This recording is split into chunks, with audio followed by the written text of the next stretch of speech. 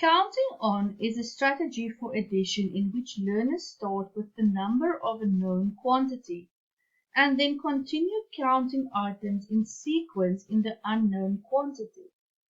Counting on, however, means that they are able to count on from any given number and does not need to start at 1 every time. Learners need to understand that each number is one more than the one before, and or one less than the other after. This determines if the number is immediately before or just after another number without having to restart at 1. This also shows that a learner has gone beyond the verbal counting stage because he or she can recognize a sequence no matter where it begins.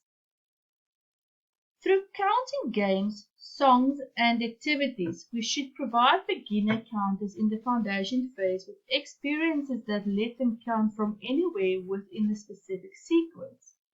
Count by ones, twos, fives, tens, and hundreds to 1,000, using various starting points.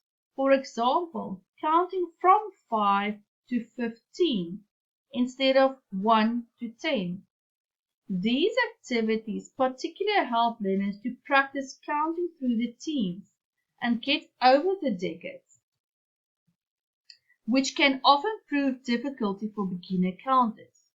What is more, if you ask learners to start at 798 and stop at 820, they need to keep the starting and end number in mind while counting, and this per se is a good mental exercise.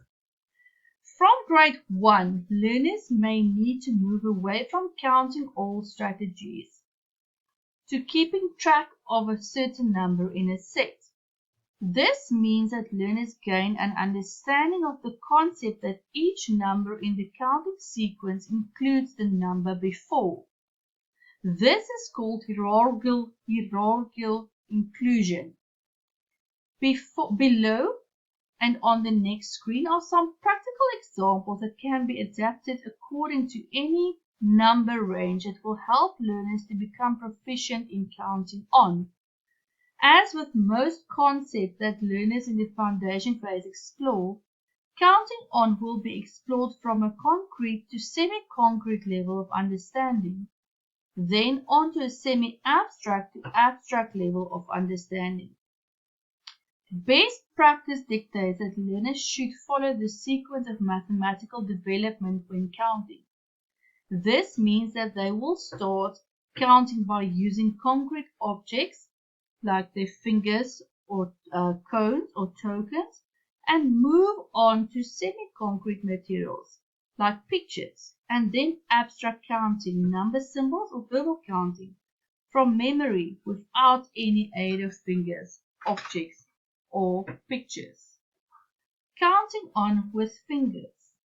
A numbered nail cap can be placed on learners' fingertips, starting at the pinky of the left hand with the palm showing away from the body.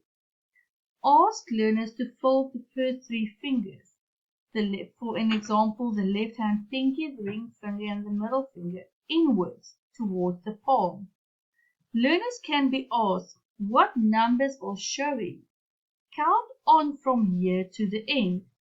In this way, they will realize that they have to count from number 4 to 10, as can see on the screen. Counting on using counters. Learners can be asked to take 10 counters and pack them in a straight line. Let them cover the first 3 counters with their one hand and ask them, count on from the next counter to the end. See the example on the screen. Learners can also receive a counting chart with white circles spaced out in a straight line. The white circles are numbered from 1 to 10. They are asked to put 3 black tokens on the first 3 circles and then to count on to the end of the line, guided by the white circle. This exercise can also easily be adapted for larger number ranges. Over a period of time, learners will come to understand that numbers are embedded within other numbers. This then enables them to implement counting on strategies more effectively. At first, learners count on from the smaller number or groups of objects. For example, I have 3. Now I count on 4, 5, 6, 7, 8, 9, 10. To be proficient, learners should count on from the larger added. For example, to find 3 plus 7 equals how much? Learners should begin with the larger number, the 7 objects, and count on to the remaining quantity, plus 3.